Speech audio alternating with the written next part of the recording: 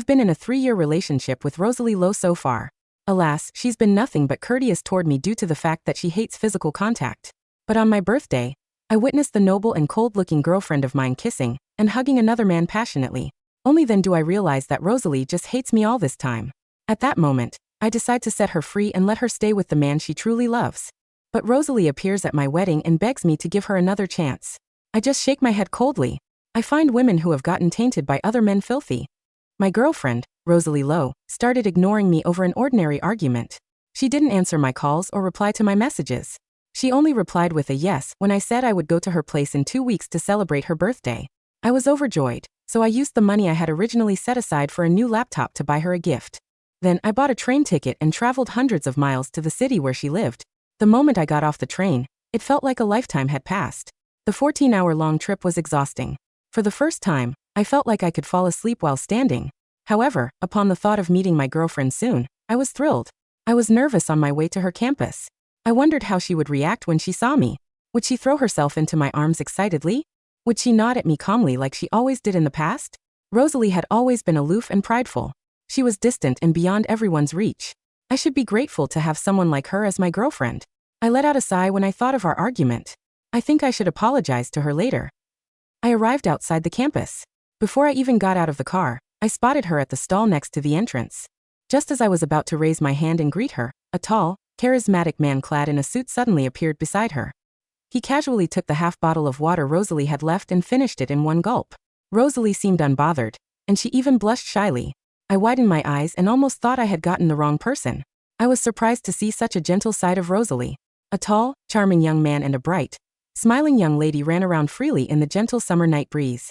It was just like a scene straight out of a movie, but I couldn't enjoy it. I felt a chill run through every part of my body.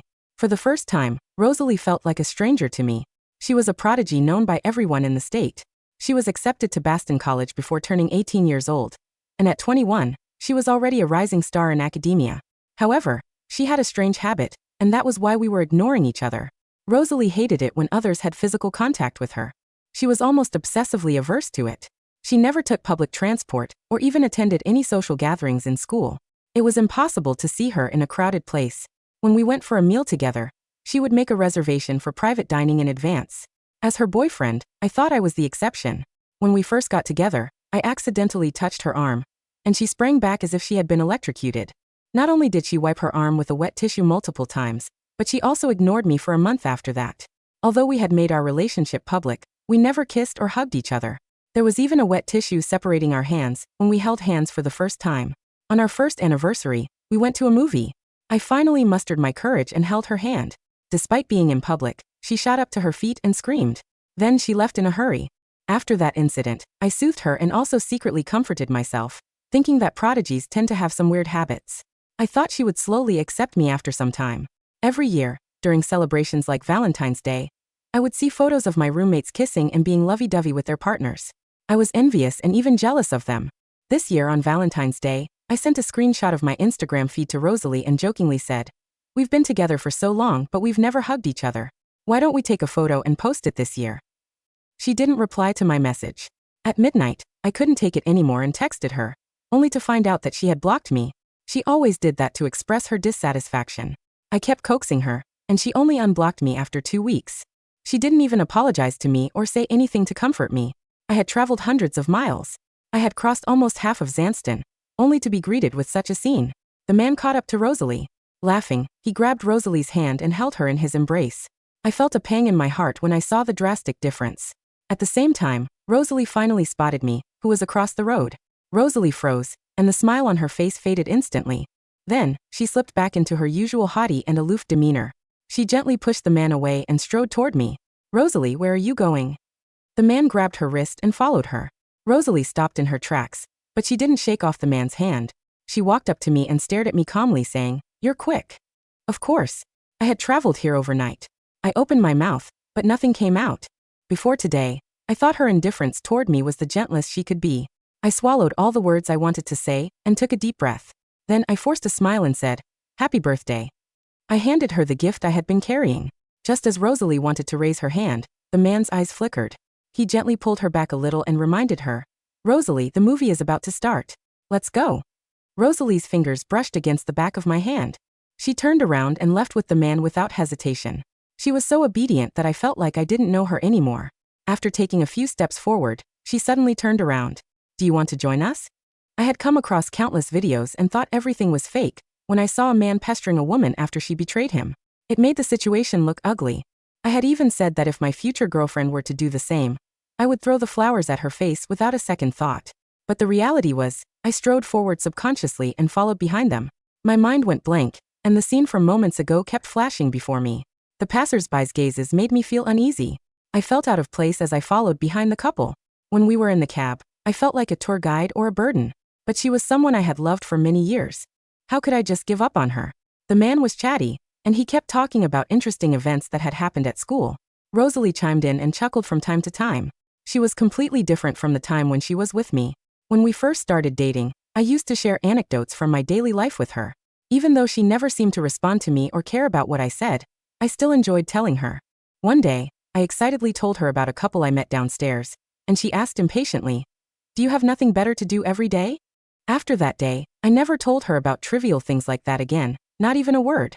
She would listen attentively to other people, even when they were spouting nonsense. I gripped the door handle tightly, my fingertips turning pale. A wave of sorrow washed over me and suffocated me from within. Just then, the driver suddenly said something. "The two of you should stop chatting with each other. This guy looks so awkward here," the driver said. I was grateful that the driver had made a fair point. Rosalie and the man, who were chatting away just now, fell silent. The smile on Rosalie's face vanished. It seemed like she wasn't going to say anything, but the man beside her chuckled. "I'm sorry for neglecting you. I'm Rosalie's senior, Ethan Grant, and I'm 1 year ahead of her. We're in the same thesis group. If things go well, we'll pursue a PhD together." After saying that, he patted my shoulder. "Are you Rosalie's older or younger brother? Why haven't I heard about you from her?" His tone was calm, but his words were laced with mockery. So he was Ethan Grant, another prodigy from Boston College. This might sound absurd, but I knew this college better than the students here did, all because I wanted something in common to talk about with Rosalie. Ethan's name always appeared on their college forum. He was really popular among the students. The other students called Rosalie and Ethan the campus perfect duo. I clicked into the forum, and the latest post was a photo of Rosalie and Ethan.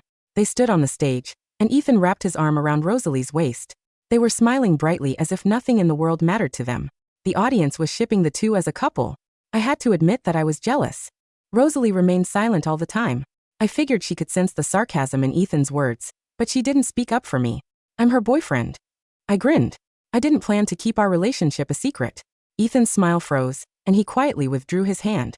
When I arrived at the cinema, I realized it was a high-end, private cinema. The price of the alcohol listed on the menu was enough to make me wince. Ethan seemed very familiar with everything here. After placing his order, he handed me the menu.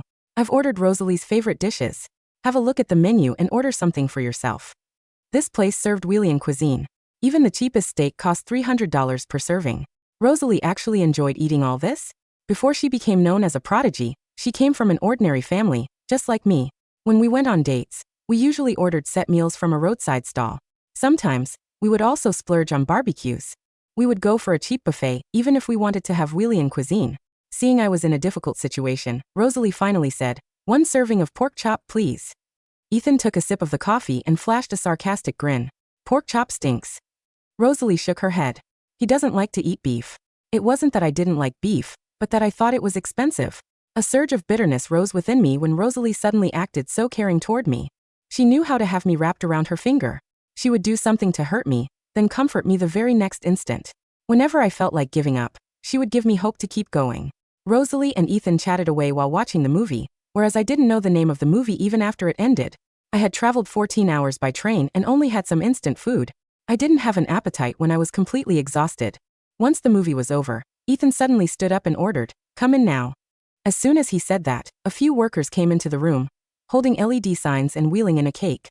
The cake was about half a person's height. It looked just like one from the movie, exquisite and delicate. Chocolate figurines were placed on each layer. The chocolate figurines were miniature versions of Ethan and Rosalie. On top of the cake, the two figurines were hugging and looking at each other affectionately. "Rosalie, happy birthday," Ethan said gently. It was so gentle that it felt unreal. I looked at Rosalie eagerly, hoping that she would reject Ethan or consider my feelings. But she blushed and thanked Ethan softly. Then, she closed her eyes and clasped her hands together, looking sincere. The faint glow of the candlelight made her cold face appear softer than before. A tender smile tugged at her lips. It had only been half a day, but she was smiling more than I had ever seen in the past few years. I couldn't help but think if I was part of the wishes she made. Then I glanced at Ethan, who stood next to me. Both of them were prodigies, and they were perfect for each other. Meanwhile, I was just an ordinary, poor student. I had been holding on to an unrealistic dream before this, but when I saw the cake, I finally realized the vast gap between Ethan and me. It was a huge gap that I could never cross. One slip up, and everything would be over for me. Rosalie opened her eyes. As she blew out the candles, my feelings for her faded into nothing. Ethan clapped gently. I pulled myself together and clapped too. He stepped forward and touched the cake with a finger. Then he tapped Rosalie's forehead. "This is a blessing for you." Rosalie didn't dodge him. Grinning, she took a piece of cake and smudged the cream on his cheek. The two kept teasing each other while ignoring me. I desperately hoped I could disappear on the spot. "All right, it's time to check out your gift." Ethan took a box out of the chest pocket. My chest tightened when he opened it up. It was a necklace, and the diamond on the pendant sparkled in the light. It was much better than the gift I had prepared. "Rosalie, I always think you need something around your neck. I had someone customize this, and I hope you'll like it." A shy smile crossed his face. "I thought it wouldn't look nice if the diamond was too big. This is a 3-carat diamond. I hope you don't mind it." I had no idea how much a 3-carat diamond necklace cost, but he made it sound as though he had randomly picked up a stone from the roadside. I clutched the gift box in my pocket. I had worked as a deliverman for half a year just to buy this gift. I delivered food after class every day. Sometimes I even worked past midnight. Something I valued so much seemed like an embarrassment now. "All right. Where is your gift for Rosalie? Show it to us." Ethan suddenly grabbed my arm. I was caught off guard, and the box slipped out of my pocket. The gold necklace I had bought after deliberating for a long time fell to the ground like a piece of trash. I was stunned, and the air around us went still. I took a deep breath, bent over, and put the necklace into the box without saying a word. It was unusual to see Rosalie looking nervous. She strode toward me and called out, "Henry." She sounded like she had done something wrong. I straightened my back and met Ethan's eyes. He arched a brow and said, "I'm sorry. I'll pay you back. It's just a gold necklace." Although he was apologizing, he didn't seem sorry at all. Expressionless, I glanced at Rosalie, who was next to him. Then I turned around and left. "Henry." Rosalie followed me to the door and grabbed my arm. "I'm sorry." Her breathing was slightly rapid, and her hand on my arm felt cold. I turned around and saw the surprised look in her eyes. It seemed like she hadn't expected me to act like this. She took a step forward and slowly leaned against my chest. "I'm sorry. Don't be mad." There was a tinge of nervousness in her usual calm tone. I suddenly felt like tearing up. So, that was what a hug felt like. It turned out that I could also be her exception. Unfortunately, I wasn't the only exception. Judging from her interaction with Ethan, I knew that behind my back, she had gone beyond her own limits again and again because of him. I sniffed, trying to calm myself down. In an apathetic voice I said, "Rosalie, let's break up." Rosalie's hand froze. She looked up at me and frowned, baffled. "Just because of something minor? Is it really that serious?" As though she had thought of something, she sighed and let go of me. She took a step backward and asked, "Are you expecting me to comfort you? You're a grown man. Can you stop being so childish?" The cool, conditioned air of the private cinema felt suddenly suffocating.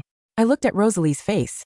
The annoyance on her elegant features was so familiar, but for the first time in 3 years it didn't make my heart clench. With panic, I didn't feel the desperate urge to apologize, to explain, or to promise her that I would do better.